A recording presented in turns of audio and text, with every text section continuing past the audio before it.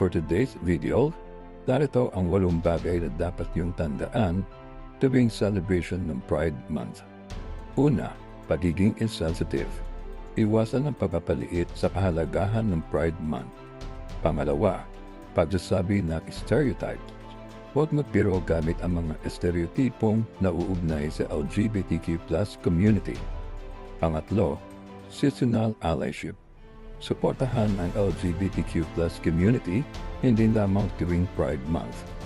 Pang-apat, rainbow washing. Huwag gamitin ang Pride para lamang sa marketing ng walang tunay na suporta. Pang-lima, pag-disrupt ng LGBTQ+ spaces.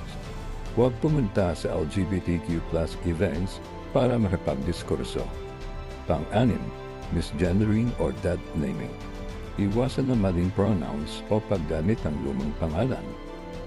Pang-pito, pagkapatao ng heteronormative expectations. Huwag pilitin ng LGBTQ+ individuals na mag-out o ipariwalag ang kanilang sarili. Pang-walo, pagkuha ng larawan ng walang pahintulot. Iwasan ang pagkuha ng larawan sa mga Pride events ng walang pahintulot. Ang privacy ng mga tao ay mahalaga at dapat igalang.